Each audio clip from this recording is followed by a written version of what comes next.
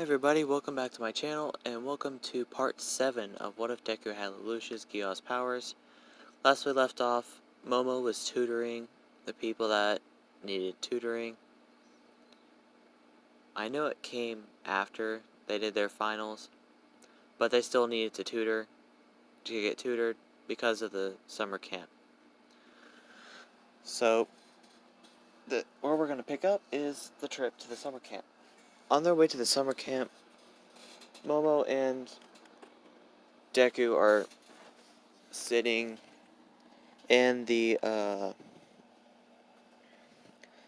back of the bus again, like their trip to the USJ.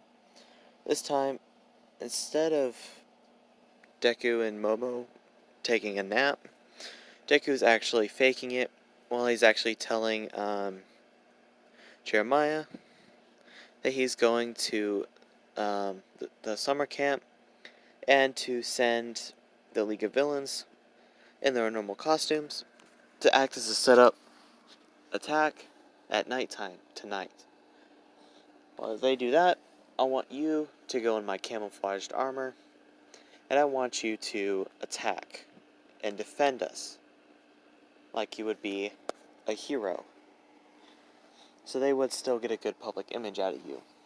Jeremiah agrees, and he tells Kaleem to give the League of Villains a few extra foot soldiers. Kaleem says fine, but I won't like this. Deku says it's fine, just we have to do it tonight. I'll send you a text tonight before you guys can send them over here. They both say right, and they stop talking as they pretty much get everyone ready.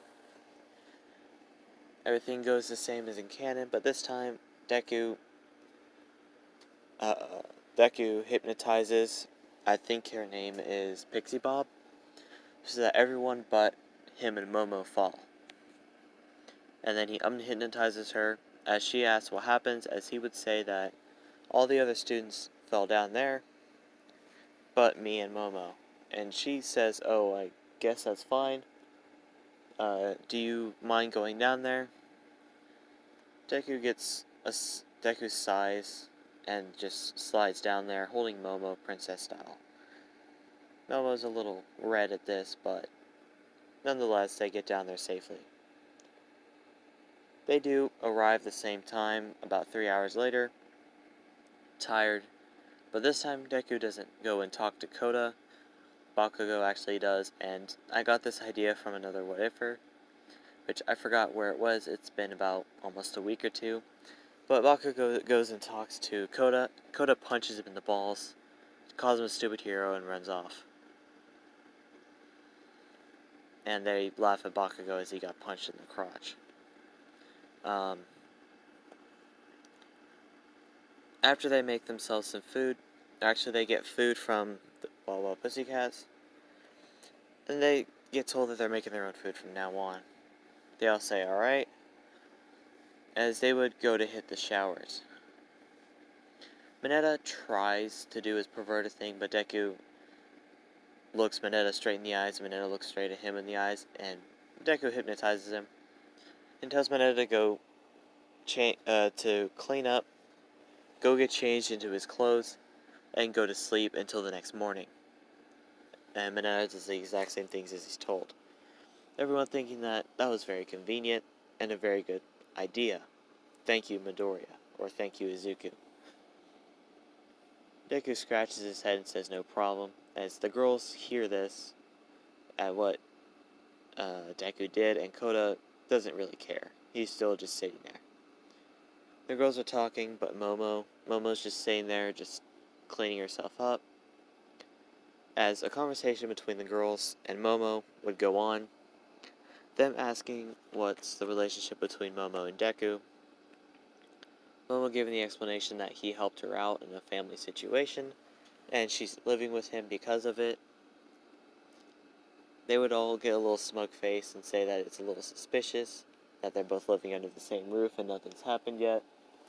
Momo gets red in the face and just calls them all idiots as she runs out with her towel on and goes to her room after she changed. The next day, everyone works on their quirks. And then at nighttime is the, well, I think it was the, Test of Bravery. Test of Bravery.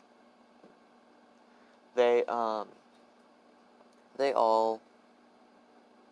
are doing the same groups, but Momo is with Deku this time instead of, I believe it was Bakugo? Or no, it was someone else. I forgot who was with Deku in canon, so I'm just gonna go with Momo's with Deku. As Deku would give the signal to Jeremiah to send the villains in, as they would go in, and a few foot soldiers this time would come in and find Deku and Momo, and they would talk to him. Boss, we've got your command and we've come here to fake stage a villain attack. Good, good. Now, I want you and the other foot soldiers to stay up and watch guard over at least one villain, as you're just going to stand there and at least be a bodyguard protector. The foot soldiers would agree and run off, as Jeremiah would come up to Deku in his cloaked armor, turning uninvisible, and would ask him a simple question. Hey, Izuku, what do you want me to do? Jeremiah asks with a good question, and Deku had to think for a second, but he does tell him, yes, Jeremiah, I never forgot about your plans. Now, what I want you to do is, whenever the villains go to attack the students in the study hall, I want you to go in there and defeat the clone of Dabi instead of Aizawa. Jeremiah says, yes, boss, as he turns invisible and runs to the building and sits outside waiting for the Dabi double to go in there to attack.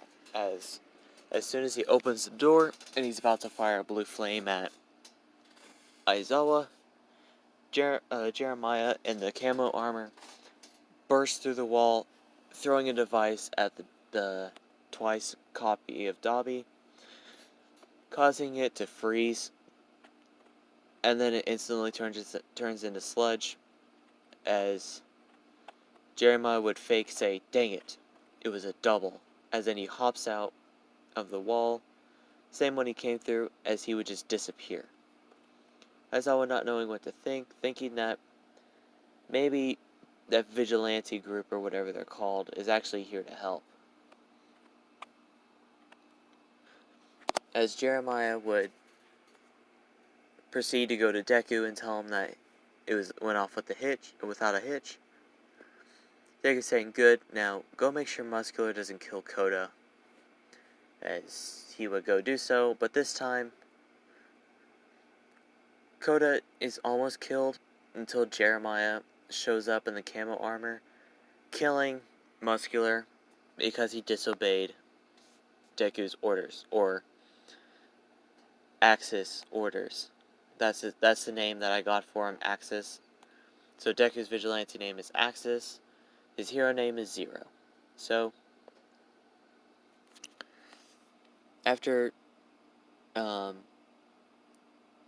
Muscular was killed for disobeying a rule, Jeremiah brings Koda to where Aizawa is in the study hall, as well as all the other students arrive. No students are captured because the League of Villains are working under Deku, or Axis. And a lot of them were injured. So after everyone arrived at the study hall, Momo and Deku were last, as Deku would tell Jeremiah, I want you to get everyone all gathered up and out of here.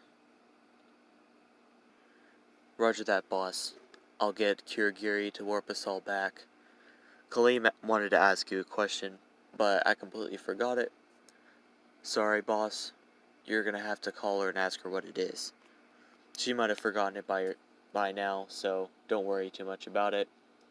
If she does remember it, then be careful. This question seemed a little intense. Thank you, Jeremiah, for that relayed message. Now, if you excuse me, I have to act injured, as well as Momo here, so that we can get bandaged up, as Jeremiah would give a suggestion that they actually do get hurt. Momo makes a pull, and they do start hitting each other. Not hard, but light, to where they do start bleeding, but not intensely, but they fake like they have big injuries, so that they don't look suspicious. After the whole training camp incident, the whole apology thing just happened. But this time Deku's watching TV as he watches the heroes give their apology, and he turns it off, sets the remote down, and thinks for a second. I wonder what would happen if I showed up at that. No, I'm gonna show up at that conference. As Deku calls Jeremiah to get the armor ready. As he does, and he goes into the conference invisible. As the teachers are giving an apology, Deku, in the cloak armor, as well as the speed armor, appear from being invisible right behind the teachers giving the address to sorry and apologizing. Welcome everyone from the city of Japan. My name is Axis. You may know me as that vigilante leader, or the underground organization leader that's been getting quite big recently. Well, I'm here to tell you that we tried to save some of your students. Luckily, they only got minor injuries. Next time we might not be so lucky. Now, if you excuse us, me and my partner here are gonna go and try and find some villains. As he slips a piece of paper into All Might's jacket, or pocket, as he would then say, ta-ta, as he would turn invisible and disappear with the speed armor. As they get outside the building from the press conference, Deku gets a text message. He pulls out his phone and looks at it, and it's from Momo.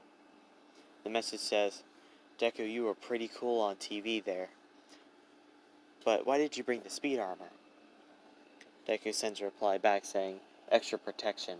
These heroes can be quite unstable when big level vigilantes standing right next to him. She understands, and a few days go by. Classes go as usual. Their finals already gone by, actually. Hang on. It's the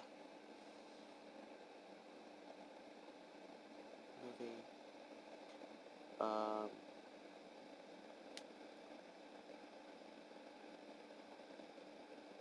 Okay, I'm gonna end it here. This is a short part, but next part will be longer, as well as it's gonna be like a special part. I kind of want to go into the manga interpretation, because there's not much of the anime that's out, as well as there's going to be a season 5 apparently, and in order for more what ifs to come out, there's going to need to be a season 5. So,